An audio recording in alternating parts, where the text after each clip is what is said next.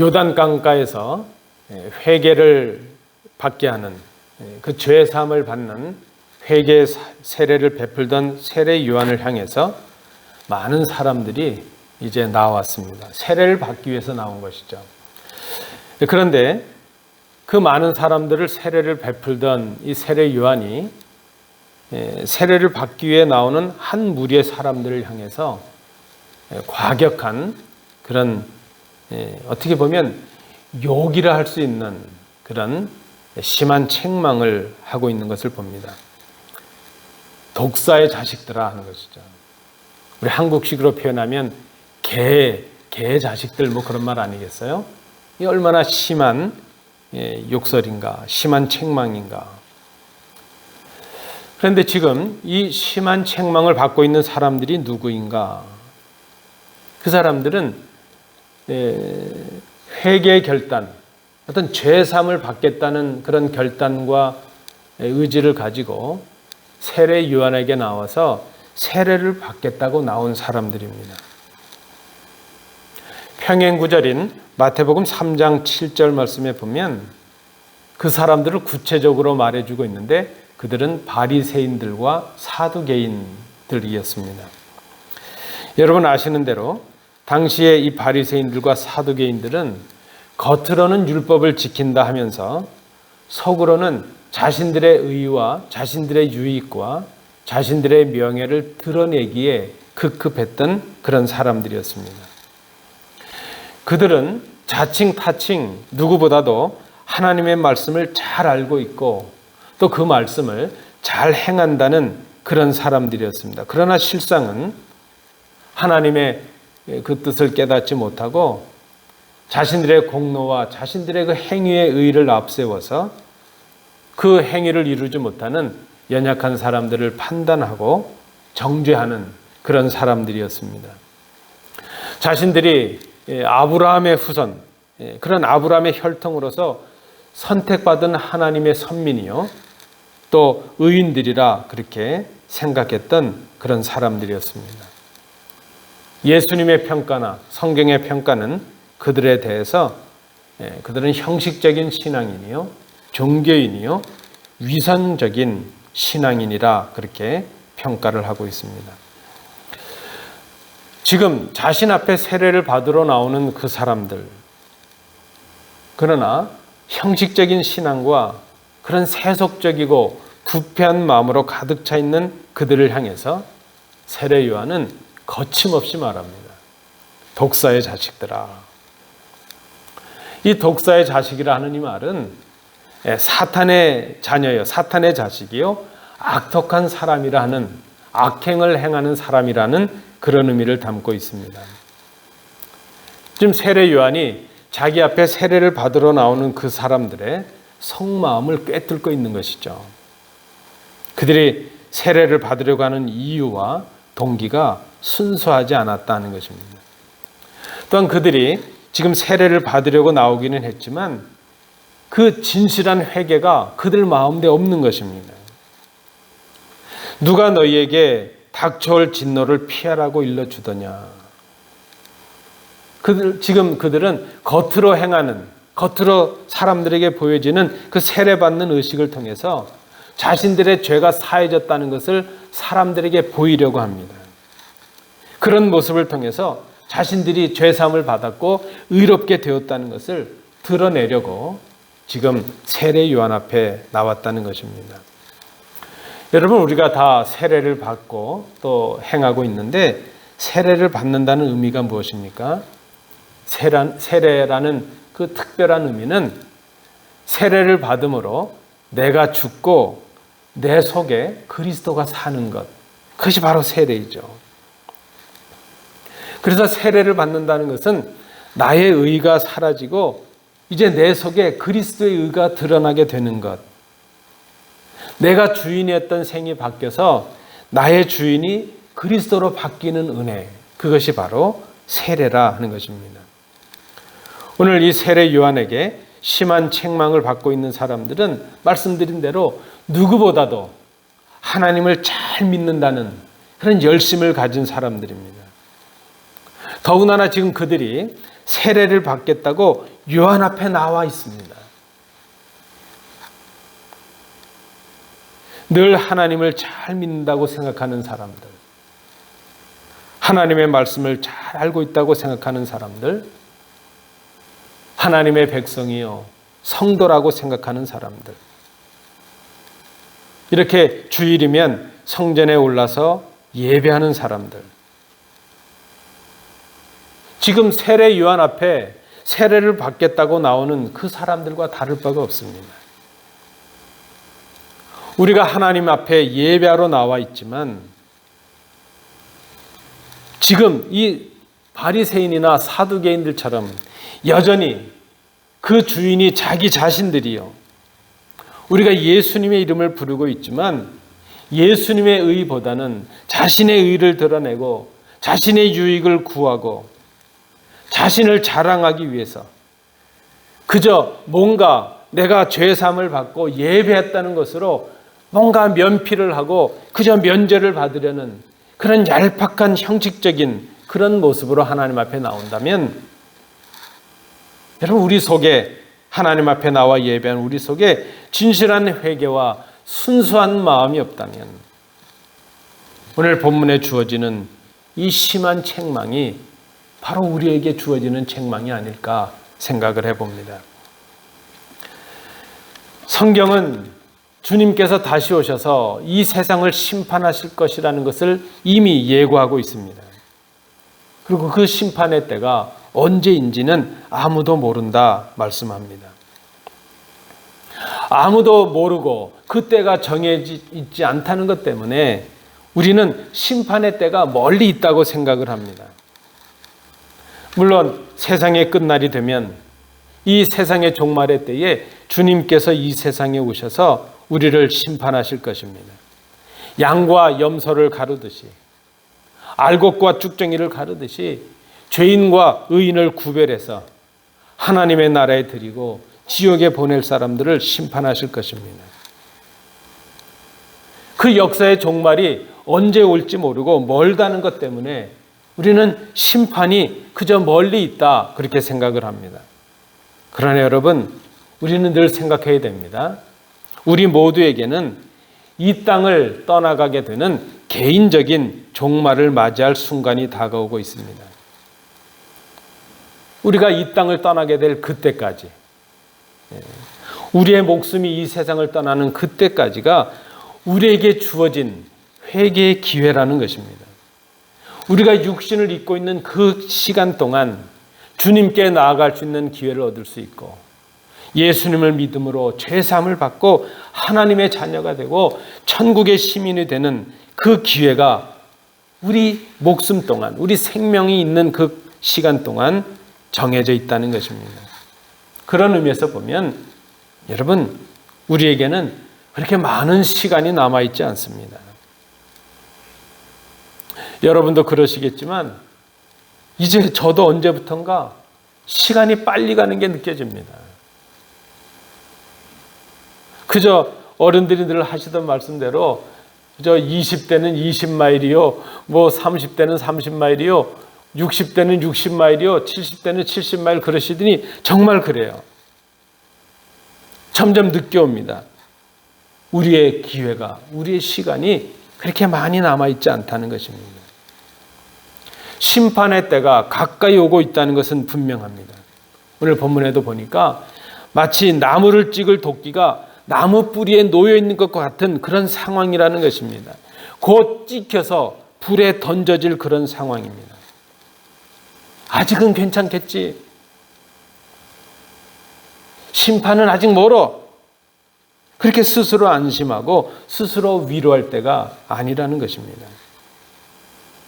여러분, 우리에게 바른 신앙생활을 위한 권면이 들려질 때에 그 소리가 좀 아프고 우리를 고통스럽게 하고 그런 책망의 소리가 된다 할지라도 그런 소리가 들려진다면 그 소리에 귀를 기울이는 우리의 자세가 필요합니다. 들을 귀가 필요합니다. 우리에게 기회가 많이 남아있지 않기 때문입니다. 하나님 앞에서 우리를 정직하게 돌아보고 회개함으로 하나님께 돌아가야 될 시간, 그때가 바로 지금이라 하는 것입니다. 요즘 우리 이 땅의 교회나 혹은 교역자들의 설교에서 사라져가는 말이 있는데 회개라는 말입니다. 회개의 요청이 설교에서 사라지고 있습니다. 책망하는 권면이 교회 안에서 사라지고 있습니다. 대개 사람들은 다 그렇죠. 교인들뿐만 아니라 대개 사람들은 위로의 말이나 칭찬의 말이나 격려의 말을 듣기를 좋아하죠. 그러다 보니까 교회 안에서도 그저 그런 말들을 합니다. 신앙이 비뚤어져 있는데도 잘하고 있다. 더 열심히 하자. 그 정도로 권면하죠. 바른 신앙이 아닌데도 책망하지 않습니다. 그저 그의 심령이 다쳐서 교회를 떠나가고 나오지 않을까 봐 바르게 가르치지 못합니다. 여러분, 우리가 예수님을 믿는 이유가 있다면 무엇일까요? 예수님을 믿음으로 회개하고 죄사함을 받고 하나님의 자녀요 하나님의 백성으로 생명을 얻고 구원을 얻는 데 있습니다. 그런데 여전히 하나님께로 돌아가지 않은 영혼들을 보면 책망하고 경책해서라도 하나님께 돌아가도록 해야 되지 않겠습니까? 그렇게 하는 것이 그들에게 생명의 길이 되고 구원의 길이 될 것이기 때문입니다. 세례 요한은 오늘 신앙의 바른 길을 걷지 못하고 있는 그 사두개인들과 바리새인들을 향해서 독사의 자식들아, 그렇게 심한 책망을 합니다.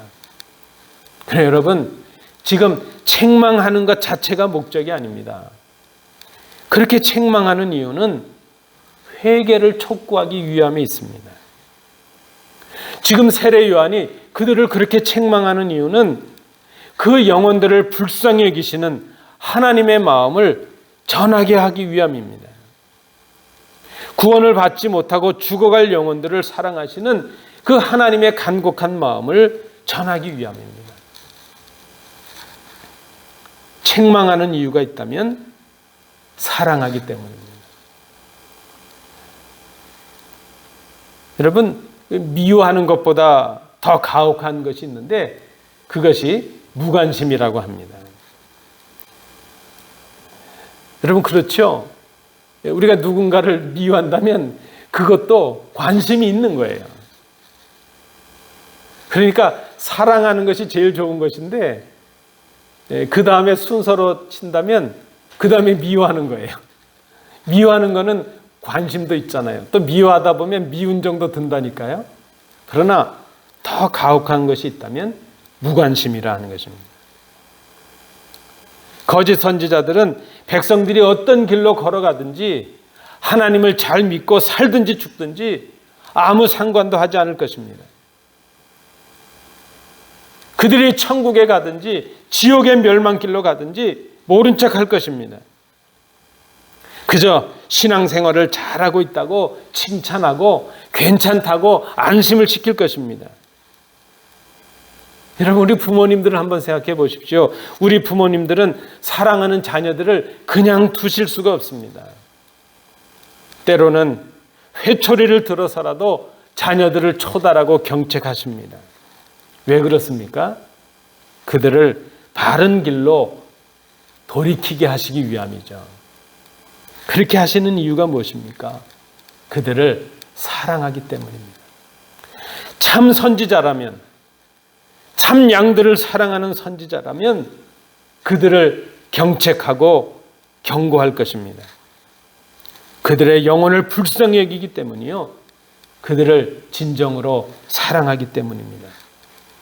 오늘 본문에 나타나는 무리들, 이 바리새인들과 사두개인들이 지금 심한 책망을 받고 있습니다. 말씀드린 대로 그들의 마음속에 겉으로는 하나님을 믿는 것 같고 겉으로는 하나님의 말씀을 말하는데, 겉으로는 믿는 모습이 있는데 그들의 마음속에 믿음의 모습이 없습니다. 진정한 회개가 없었기 때문입니다. 여러분, 회개가 무엇일까요? 회개는 하나님께로 돌아가는 것이 회개입니다. 주님께로 돌아가는 것, 그것이 회개입니다. 하나님의 마음을 알고 하나님의 뜻을 알고 자신의 마음을 그 하나님의 마음으로 새롭게 하는 것, 그것이 회개입니다. 그 하나님의 마음으로 하나님의 품성을 닮아가고 자신의 삶을 그렇게 하나님 기뻐하시는 삶으로 변화시켜 나가는 것, 그것이 회개입니다.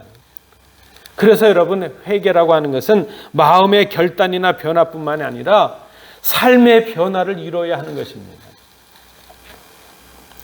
하나님의 말씀을 순종하는 삶으로 이어가야 하는 것이죠. 회개는 그저 내가 회개합니다, 죄를 고백하고 결단하는 그런 마음의 결단으로 끝나는 것이 아니라 그 결단을 삶으로 이어감으로 회개가 완성이 되는 것입니다. 오늘 본문에 보니까 세례 요한은 그것을 회개에 합당한 열매를 맺는 것이라 그렇게 말씀을 합니다. 여러분, 회개는 구체적인 삶의 열매로 보여져야 하는 것입니다. 오늘 본문 17절은 이렇게 말씀하고 있습니다. 주님께서 알곡을 모아 곳간에 드리고 쭉정이는 꺼지지 않는 불에 태우신다 말씀합니다. 회개하고 바른 믿음으로 그 회개에 합당한 열매를 맺는 신앙은 알곡, 열매를 맺는 신앙입니다. 그러나 믿음의 모양은 가졌으나 그 믿음에 합당한 열매를 맺지 못하는 그 신앙은 열매가 없는 쭉정이의 신앙에 불과하다는 것입니다. 오늘 이 요한의 심한 책망에 이 경고의 말씀을 들은 백성들의 모습이, 그 반응이 나타납니다. 제가 이 말씀을 준비하다가 그 생각을 해보았어요. 만약에 제가 우리 성도님들께 지금 좀 신앙생활에 부족해 보이고 좀 더 열심을 내야 될 것 같아서 이렇게 심하게 경책을 하고 책망을 한다면 어떤 반응들을 보이실까? 아니, 우리 성도님들 아니라 우리 가족들, 우리 자녀들, 저희 집사람에게, 저희 형제들에게 좀 바른 신앙을 위해서 목사로서 사랑하는 마음으로 이렇게 경책하고 심한 그런 책망을 한다면 그들이 어떤 마음으로 그것을 받아들일까? 오늘 본문에 나타나는 이 백성들의 반응을 보십시오. 10절에 보니까 무리가 물어 이르되 그러면 우리가 무엇을 하리이까? 12절에 세리들도 세례를 받고자 하여 와서 이르되 선생이여 우리는 무엇을 하리이까? 14절 말씀에도 군인들도 물어 이르되 우리는 무엇을 하리이까? 여러분, 지금 독사의 자식들아, 이 심한 책망을 들은 그들의 모습이 귀하지 않습니까? 그저 심한 말을 들었고 모멸되는 그런 책망을 들었지만 생명을 살리기 위한 그 말씀을 들을 때 그들이 겸손하게 그 말씀을 듣고 우리가 그 회개를 위하여 무엇을 해야 될까 질문하고 있는 그들의 모습이 귀하지 아니한가 하는 그 말씀입니다. 오늘 예수를 믿는다는 우리들, 하나님께 나와 예배한다는 우리들, 믿음으로 살아간다는 교회되고 성도되었다는 우리들이 하나님의 임재 앞에서 예배 때 주님의 이 자리에 나와서 우리가 해야 될 질문이 무엇일까? 하나님 기뻐하시는 그 믿음에 합당한 삶을 위하여 우리가 무엇을 해야 되겠습니까? 회개에 합당한 열매를 맺기 위해서 우리가 할 일이 무엇입니까? 오늘 본문은 한마디로 말합니다. 열매를 맺으라 하는 것입니다. 우리의 마음의 묵상과 입술의 고백이 삶의 열매로 드러나는 것입니다. 그것이 회개에 합당한 열매요, 믿음에 합당한 열매입니다. 교회는 교회다운 열매를 맺어야 됩니다. 성도는 성도가 맺어야 될 열매가 있고 교인은 교인이 맺어야 될 삶의 열매가 있습니다. 이 회개에 합당한 열매를 맺기 위해서 우리가 무엇을 해야 하는가? 세례 요한은 그 믿음의 삶을 한마디로 요약하고 있습니다. 사랑을 실천하고 정의를 실천하라 하는 것입니다. 우리의 삶 속에서 믿음으로 사랑을 행하고 바른 공의를, 하나님의 뜻을 행하라 하는 것입니다. 구체적으로 그것을 세 가지로 정리해 봅니다. 첫째는 사랑으로 나눔의 삶을 실천하라 하는 것입니다. 11절 말씀을 보십시오. 옷 두 벌 있는 자는 옷 없는 자에게 나눠줄 것이요 먹을 것이 있는 자도 그렇게 할 것이니라. 오늘 본문에 나타나는 이 옷은 사실은 속옷을 말하는 것입니다. 지금 우리는 이렇게 많은 옷들을 격식을 갖춰 입지만 당시에 팔레스틴 사람들은 겉옷, 이불 대양으로 외투로 쓸 수 있는 큰 겉옷이 있고 그 속에 껴입는 속옷을 입었다는 것이죠. 그런데 이 팔레스틴이 일교차가 심해서 그 속옷을 입고 겉옷을 입었을 때 외투를 거쳤지만 추울 때가 있다는 것입니다. 그래서 여벌의 속옷을 가지고 다닙니다. 그러다가 날씨가 추워지면 그것을 이제 껴입는 것이죠. 그런데 그 속옷을 입지 못한 사람들이 있을 때 자기가 가진 여벌의 속옷을 나눠주라 하는 것입니다. 여벌의 옷을 가진 사람은 옷이 없는 사람과 나누라 하는 것이죠. 음식도 동일한 원칙으로 나누라 하는 것입니다. 옷과 음식은 단순히 지금 여기서 말씀하는 옷과 음식은 뭐 치장하고 기호를 위한 그런 것이 아닙니다. 그것은 생명을 위한 것이죠. 그 옷이 없으면 죽을 사람들이죠. 그 음식이 없으면 죽을 사람들이죠. 정말 필요한 그들에게 우리가 가진 것을 나누라는 것입니다. 여러분, 이 나눈다는 것, 이것이 단순히 구제하는 것으로 선행하는 것으로 끝나는 것이 아니라 이 나눔의 삶이 구원받은 하나님의 백성들이 살아야 될 믿음의 삶이요, 경건의 삶이라는 것을 기억해야 됩니다. 믿는 우리가 맺어야 될 믿음의 열매가 바로 나누는 삶이라는 것입니다. 야고보서 1장 27절 말씀에도 하나님 아버지 앞에서 정결하고 더러움이 없는 경건은 곧 고아와 과부를 그 환난 중에 돌보는 것이라 말씀을 합니다. 이웃과 나누는 삶, 고통 속에 있고 어려움 속에 있는 사람들에게 내가 가진 것을 나눌 수 있는 삶, 그것이 참 회개가 있는 참 구원받은 백성들 믿음의 삶이라는 것입니다. 여러분, 사실 우리 기독교인들은 나누는 사람이어야 됩니다. 어떤 분은 그래서 우리 기독교인들을 유통업자라 그렇게 말해요. 뭔가를 전달해 주는 사람들이죠. 물질을 나누고 우리에게 주신 복음을 나누고 우리에게 주신 사랑을 나누고 우리가 경험하는 이 은혜를 나눠서 그들로 하여금 그 사랑의 감격을 누리게 하는 것. 여러분, 그것이 하나님을 사랑하는 일이요, 하나님을 사랑하고 이웃을 사랑하라 하신 주님의 계명에 순종하는 길입니다. 믿음으로 살아가는 우리가 맺어야 될 회개에 합당한 열매가 바로 그것입니다. 사랑으로 나누는 삶을 사는 것입니다. 특별히 우리가 연말을 맞이하면서 우리 주위를 돌아보시고 우리가 가진 것을 나누실 수 있는 사랑의 열매를 맺으시는 우리 복된 성도들 되시기 바랍니다. 두 번째, 우리가 회개에 합당한 열매를 맺기 위해서 해야 될 일은, 둘째는 성실함으로 책임을 실천하라 하는 것입니다. 우리는 무엇을 해야 하느냐 하는 세리들의 질문이 있었습니다. 이 질문에 대해서 13절은 대답합니다. 이르되 부과된 것 외에는 거두지 말라 말합니다.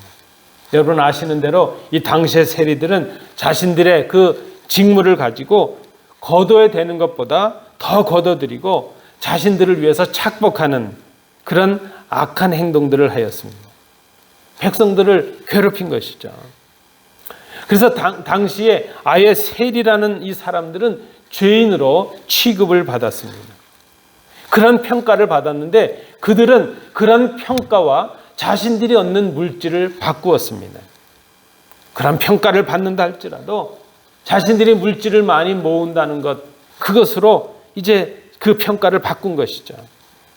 자신들의 지위와 권한을 남용하거나 개인의 욕심을 채우는 그런 도구로 사용했습니다. 여러분, 우리에게도 뭔가 직무가 맡겨지고 권한이 주어집니다. 우리가 가정에서건 사회에서건 우리 교회에서건 우리가 뭔가 직분을 맡게 되죠. 우리가 맡는 직분은 권한도 있고 지위도 있고, 그러나 거기에 따르는 책임이 있습니다. 세상의 일도 그러하고 교회 일도 그러합니다. 가장이 되면 가정의 권한도 있지만 가장의 책임이 있죠. 아내의 책임이 있고 아내의 권한이 있고 자녀의 권한이 있고 자녀의 책임이 있죠. 교회도 그렇습니다. 교역자의 책임이 있고 우리 직분자들, 집사님들, 장로님들, 권사님들 다 직분에 따르는 지위와 또 책임이 따르고 있는 것을 봅니다. 우리는 때로 우리의 이익과 욕심을 위해서 우리에게 주어진 그 권한을 남용할 때도 있고 때로는 그저 적당히 회피하기도 합니다. 우리는 우리에게 맡겨진 일들에 대해서 바른 자세를 가져야 될 것입니다. 그것이 교회의 직분이건 가정에서건 이 땅, 이 사회에서 맡겨지던 어떤 직분이건 간에 그 직분에 걸맞는 책임을 감당해야 될 것입니다. 여러분, 교육자는 교육자의 책임이 있습니다. 성도는 성도의 책임이 있고 주민은 주민의 책임이 있고 가족은 가족의 책임이 있습니다. 우리에게 맡겨주신 그 책임을 성실하게 감당하라 하는 것입니다. 성실하다는 의미가 무엇입니까? 정직하게 감당하는 것입니다. 아무도 보고 있지 않아도 하나님이 보고 계신다는 것을 기억하고 감당하는 것입니다. 나에게 주어진 권한과 사명대로 행하는 것입니다. 여러분, 성실하다는 것이 무엇일까요? 속이지 않는 것입니다. 정직한 것입니다. 사람들이 보든지 아니 보든지 나에게 맡겨진 일을 묵묵히 감당하는 것입니다. 그것이 바로 회개한 사람이 맺어야 될 삶의 열매라는 것입니다. 마지막 세 번째입니다. 우리가 맺어야 될 회개에 합당한 열매, 삶의 모습은 주신 은혜에 만족하는 것이라 그랬습니다. 다시 질문합니다. 군인들이 질문합니다. 우리들이 무엇을 해야 합니까? 그 대답이 14절에 주어집니다. 사람에게서 강탈하지 말며 거짓으로 고발하지 말고 받는 급료를 족한 줄로 알라. 오늘 본문에 나타나는 이 군인이라는 의미는 우리가 문맥상 로마의 군인들은 아닌 것으로 보여집니다. 유대의 어떤 국내 치안과 정세를 담당했던 유대인 군인들을 말하죠. 그들은 상대적으로 로마의 군인들보다 급료가 적었다는 것입니다. 그래서 그들은 자신들에게 그 더 많은 물질을 얻기 위해서 자신들에게 주어진 그 업무상의 권한을 가지고 뭔가 악한 일을 행한 것이죠. 예를 들자면 세리와 결탁이 되어서 이 군인들이 세리와 결탁해서 세리들이 그 착복하는데 하나의 권한 행사를 하는 것이죠.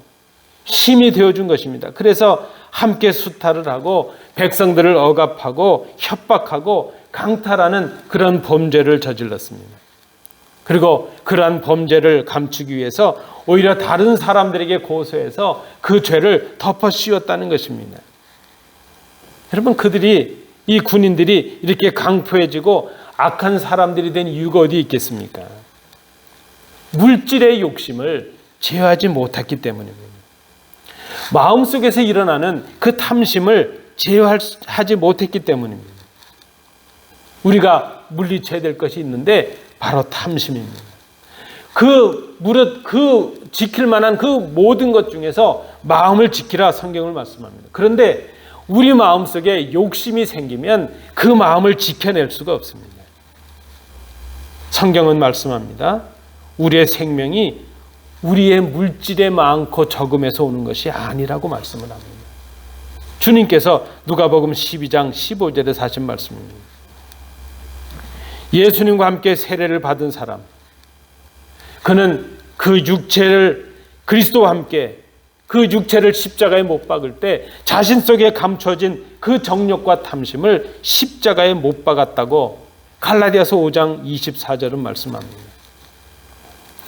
빌립보서 4장 11절에서도 사도 바울이 고백합니다.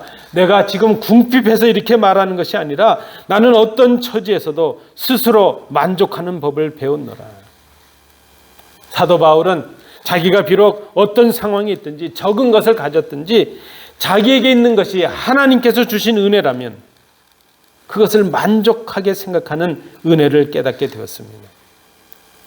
자신에게 임한 은혜가 족하다는 것을 깨달았을 때에 오히려 그는 내가 약한 것이, 내가 약할 때에 나에게 임하신 그리스도의 능력이 가장 강하게 되어서 내가 온전하게 된다는 것을 깨닫게 되었습니다. 여러분 생각해 보십시오. 우리는 내가 약해지면 그것으로 끝난다고 생각을 합니다. 그런데 사도 바울의 고백이 그것입니다. 내가 생각해 보니까 내가 언제 가장 강했는가? 내가 가장 약했을 때 가장 강했다는 것입니다. 내가 가장 약했을 그때 왜 가장 강할 수 있었는가? 그때 나는 약했지만 그리스도의 능력이 내게 임하여 오히려 내 약함을 덮고 나를 강하게 하셨기 때문이라. 이제 내가 자랑할 것이 있다면 내가 오히려 나의 연약함을 자랑하겠노라, 그렇게 고백합니다. 자신의 연약함을 자랑하겠다는 이유는 내가 연약할 그때에 그리스도의 능력이 내게 임했고 나를 강하게 하신 그리스도를 자랑하겠다는 그 의미가 그 속에 있습니다. 여러분, 믿음으로 살아가는 우리들, 회개한 구원받은 백성이 맺어야 될 삶의 열매가 무엇입니까? 하나님의 은혜를 만족하며 살아가는 것입니다. 나에게 주신 은혜가 족하다는 것을 깨닫는 것입니다. 그 은혜 가운데 평안이 임하고 기쁨이 임하게 되는 것입니다. 말씀을 맺습니다. 이미 오신 주님을 생각하고 기억하는 대림절 절기입니다. 그리고 이제 곧 다시 오실 주님을 기다리는 절기입니다. 우리가 무엇을 해야 할까? 믿음으로 살아가는 우리들, 하나님의 자녀된 우리가 무엇을 해야 될 것인가? 우리를 정직하게 돌아보고 회개함으로 오시는 주님을 맞이해야 됩니다. 기억하십시오. 회개는 때가 있습니다. 나중에 하지, 그 나중을 장담할 수가 없는 것이 바로 우리들입니다. 회개하는 일, 하나님께로 돌아가는 일, 우리의 믿음을 바로 세우는 일, 그것은 나중에 할 일이 아니라 바로 지금 할 일입니다. 우리에게 그리 시간이 많지 않기 때문입니다. 회개는 마음의 결단으로만 끝나는 일이 아닙니다. 진정한 회개는 우리의 마음의 결단이 삶으로 이어질 수 있어야 됩니다. 회개에 합당한 열매가 우리 삶 속에 열려져야 하는 것입니다. 그것이 진정한 회개요, 진정한 믿음입니다. 삶의 열매가 없는 회개와 삶의 열매가 없는 그런 경건, 그런 신앙의 모습은 오늘 이 바리새인들과 사두개인처럼 심한 책망을 받는 이유가 될 것입니다. 하나님께 나와서 예배하고 기도하고 봉사하고 섬김의 모습이 있는데 그 속에 진정한 삶의 열매가 없다면 책망을 듣는 일에 불과하다는 것입니다. 오늘 우리를 향하신 이 책망의 말씀 앞에 우리를 정직하게 돌아볼 수 있기를 원합니다. 그 말씀이 우리에게 좀 고통이 되고 아픔이 된다 할지라도 정직하게 그 말씀 앞에 우리를 세워볼 수 있기를 원합니다. 그리고 정직하게 우리를 돌아보는 것입니다. 우리의 믿음을 돌아보고 우리의 교회를 생각해보고 우리의 삶을 생각해보는 것입니다. 그리고 우리가 하나님 앞에 기도해야 될 것입니다. 주여, 우리가 무엇을 하리이까? 선생님이여, 우리가 무엇을 하리이까? 우리가 무엇을 하리이까? 오늘 우리에게 주신 말씀대로 행하는 것입니다. 그것은 사랑으로 나누는 일입니다. 우리의 삶 속에 사랑의 나눔이 있는 것입니다. 우리에게 주신 직분을 성실하게 감당하는 것입니다. 하나님께서 우리에게 주신 은혜에 만족하며 살아가는 것입니다. 그것이 회개한 자의 삶이요, 예수를 믿는 자의 삶이요, 다시 오실 주님을 기다리는 성숙한 성도의 모습입니다. 우리가 무엇을 하리이까? 이 질문을 하나님께 드리심으로 하나님의 응답의 앞에서 우리의 삶의 변화를 이루시는 복된 성도들 되시기 바랍니다.